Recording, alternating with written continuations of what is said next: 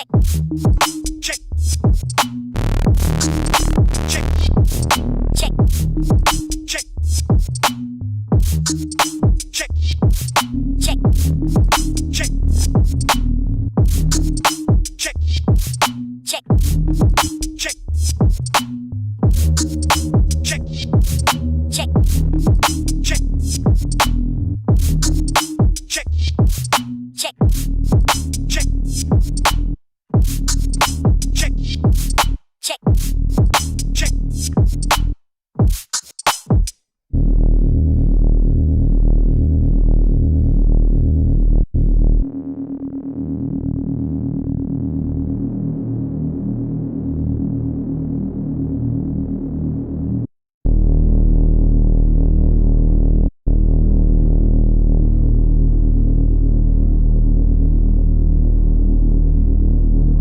Thanks, bro.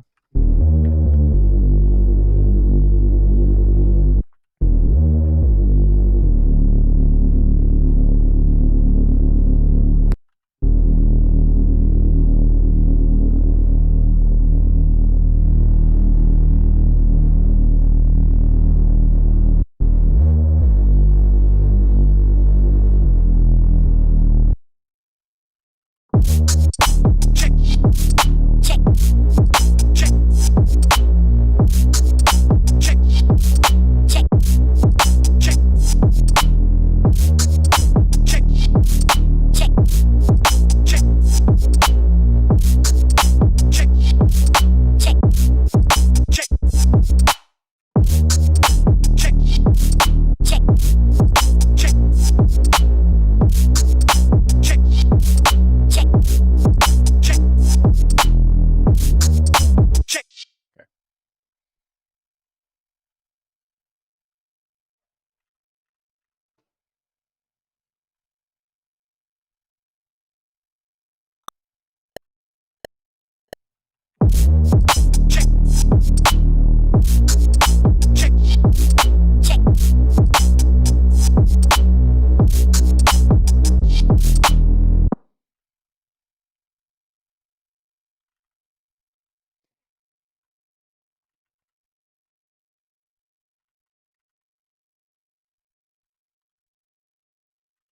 Check, check, check, check. Check, check, check, check, check, check,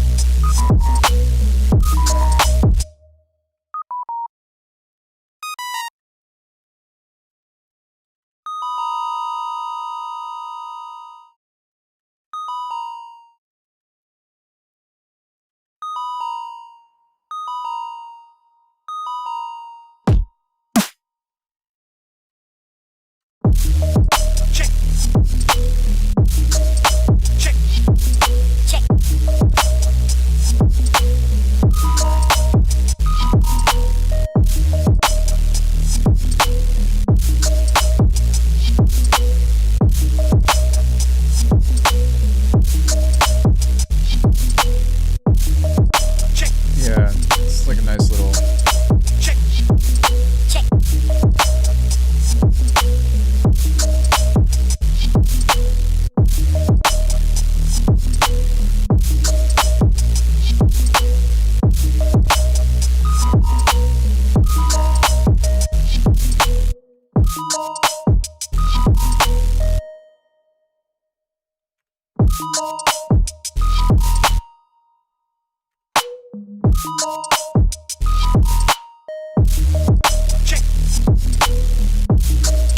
Check.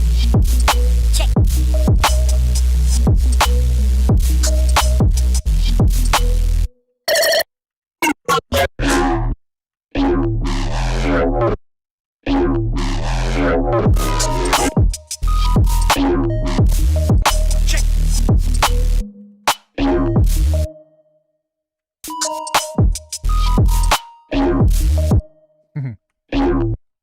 That's pretty cool, actually. I might just use it as a placeholder, but Check.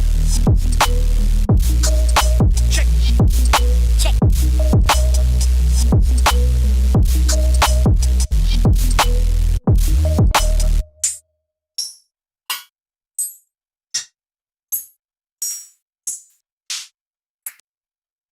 I still wanted to go a little bit deeper.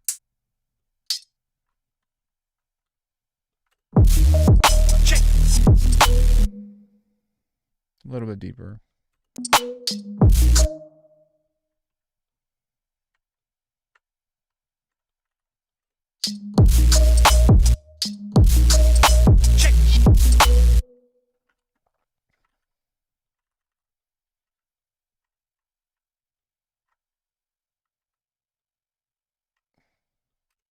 Check. Check. Check. Check.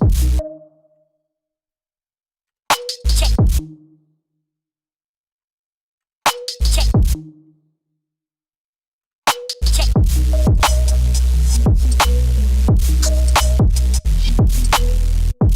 Check.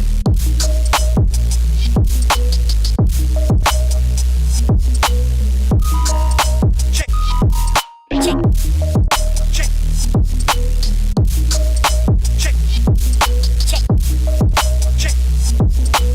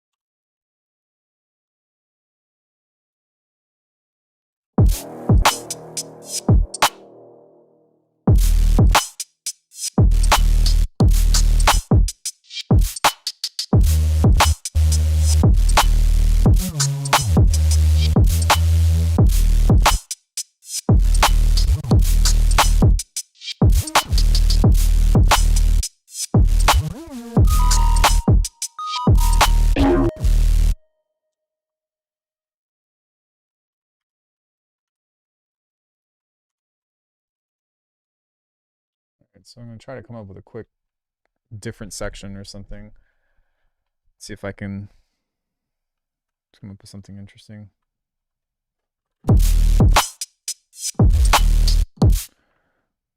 if I can increase this just a little bit.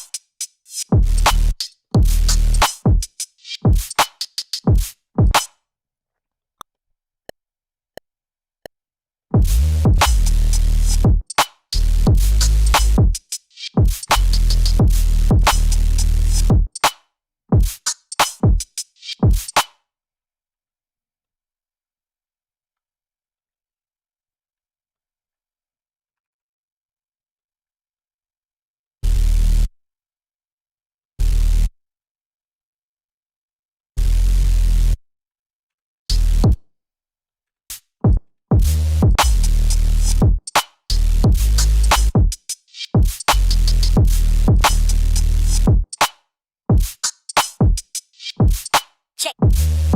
Check. Check. Check. Check.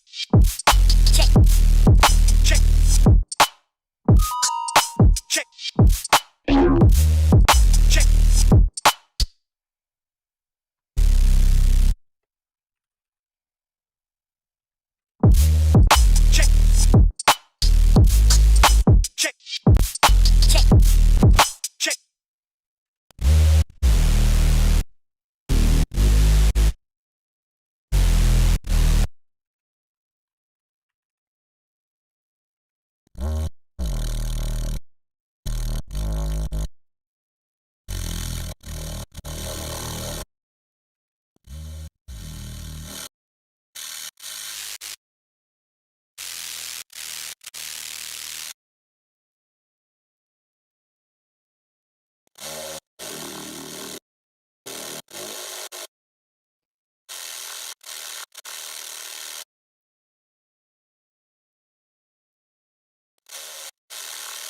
Oh, is this the stereo thing now?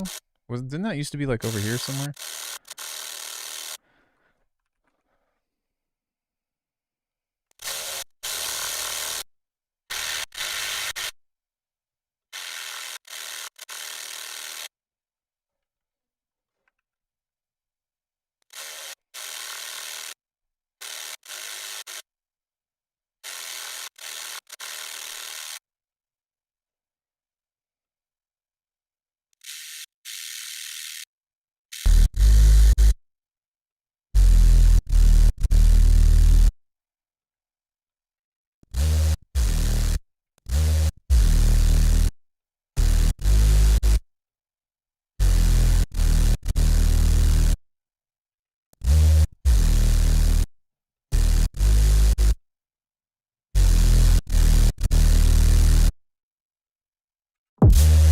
Check.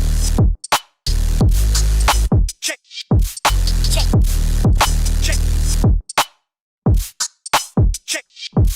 Check. Check. Check. Check. Check. Check. Check. No, go ahead. Thank you though. Check. Check. Check.